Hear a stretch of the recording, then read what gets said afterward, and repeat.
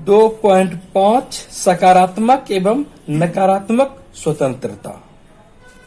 यहाँ पर दो तरह की स्वतंत्रता की बात होती है, एक नकारात्मक और दूसरा सकारात्मक। नकारात्मक स्वतंत्रता से आशय है कि व्यक्ति जो कुछ करना चाहे, जो कुछ बनना चाहे वह कर सके, उस पर किसी भी चीज का, बाहरी सत्ता का कोई भी तरह का नियंत्रण नहीं हो, किसी भी प्रकार की हस्तक्षेप की कोई बातें नहीं हो। प्रकृति में वह जैसे जीना चाहे, जैसे रहना चाहे, बिना किसी बाधा के वह अपना व्यवहार करे, और क्या होना चाहिए इससे कोई मतलब नहीं है, बल्कि वह जो करना चाहे वह करे। इसे नकारात्मक स्वतंत्रता का रूप दिया है राजनीतिक विद्वानों ने। इसे प्रतिबंध के अभाव का क्षेत्र कहा है, कि मतलब कि किसी भी प्रकार का प्रतिबंध नहीं होना, और जब प्रतिबंध नहीं होता है किसी भी प्रकार का, तो इसे मूल्य सापेक्ष दृष्टि से देखें तो इसे नकारात्मक कहा जाता है। यहाँ पर व्यक्ति जो कुछ करना चाहता है वह कर तो लेता है, लेकिन जब वह करता है तो वह एक औपचारिक स्वतंत्रता हो जाती है, वह भरपूर करता है, जो मन में होता है वह करता है। लेकिन यहाँ पर नकारात्मक इसलिए कहा जाता है कि उसे किसी के द्वारा अनुमति नहीं होती है किसी कार्य करने की, बल्कि वह अपने मन मर्जी से कोई भी काम करता है, उसे किसी की अनुमति नहीं होती है, किसी की सहमति लेनी नहीं पड़ती है। यह होता है नकारात्मक स्वतंत्रता। प्रतिबंध का पूर्णतः अभाव या आंशिक अभाव, या एक शब्दों में कहें उसे जो मन में है वह करने की आजादी, यह नकारात्मक स्वतंत्रता का उदाहरण है। नकारात्मक स्वतंत्रता में राज्य द्वारा उसे कोई भी प्रकार की सहायता नहीं दी जा सकती है। लेकिन जब नकारात्मक स्वतंत्रता का वातावरण बन जाए, हर लोग अपने आप में स्वतंत्र रहे, तो वहां पर सकारात्मक स्वतंत्रता की आवश्यकता पड़ती है। इसे इस रूप में समझा जा सकता है कि अगर नकारात्मक स्वतंत्रता रहेगी, सबों को कुछ भी करने की आजादी रहेगी, तो वहां पर परिस्थिति यह होगी कि जो बलवान होगा वह जो कमजोर होगा उसको सताएगा, जो धनवान होगा वह निर्धन को सताएगा, और जो धनवान निर्धन को सताएगा, और जो विद्वान होगा वह फिर अपने से कम वाले को फिर सताएगा। तो इस तरह की बातें होगी। निर्बल को सुरक्षा की आवश्यकता होगी, निर्धन को धन की आवश्यकता होगी, आर्थिक सुधार की आवश्यकता होगी, सामाजिक सहयोग की आवश्यकता होगी, और इन सब सहयोग का वातावरण बनाने के लिए राज्य सामने आता है। जहां की राज्य जब आता है तो राज्य समाज पर प्रतिबंध लगा देता है, और या एक और व्यक्ति पर प्रतिबंध लगाता है तो दूसरी ओर कमजोर को यह सहायता करता है। तो इसीलिए इसे सकारात्मक स्वतंत्रता कहा गया है।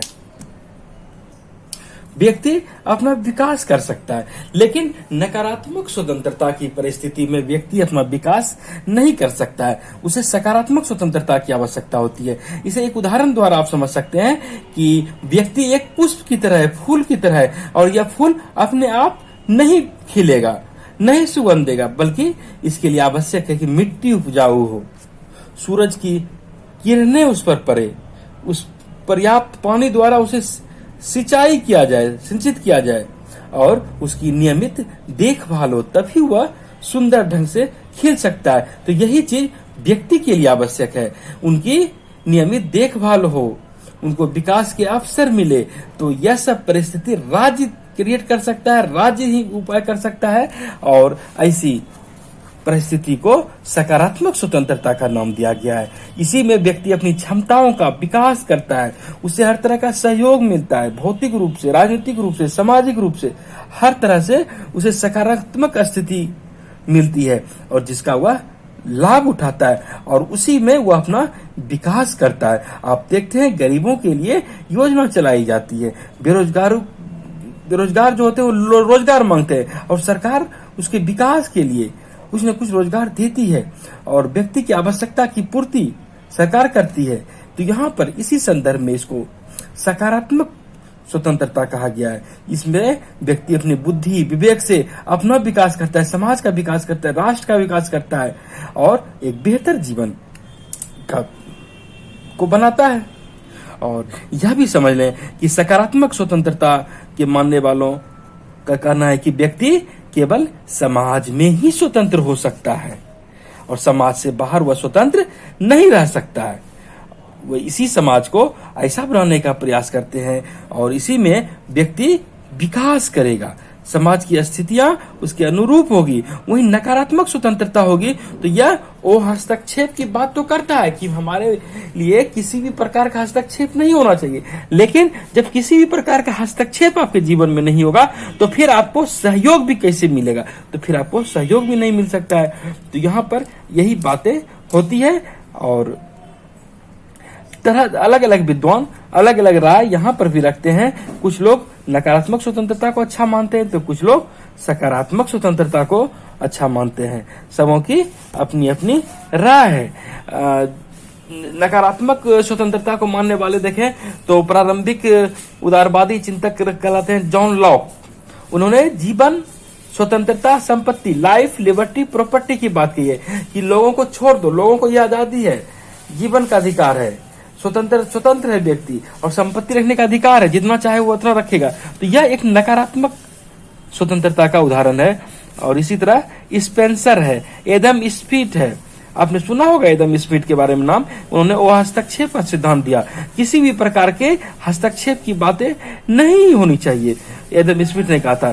तो ये सब नकारात्मक स्वतंत्रता का उदाहरण। उसी जॉन स्टुअर्ट मिल है कि व्यक्ति पर प्रतिबंध कम से कम लगाए जाने चाहिए, उसी पर प्रतिबंध लगाए जाने चाहिए जिससे कि दूसरे की स्वतंत्रता प्रभावित हो, खतरे में हो, तो दूसरे का अधिकार खतरे में। तो इस तरह के विद्वान विचारक John Locke, Herbert Spencer, Adam Smith, John Stuart Mill आदि ये लोग नकारात्मक स्वतंत्रता के पक्षधर हैं। वहीं सकारात्मक स्वतंत्रता के पक्षधर विद्वानों को देखें तो टी.एच. ग्रीन का नाम आता है, लाउस्की आता है, हॉबाउस आता है, मैकाइवर आता है।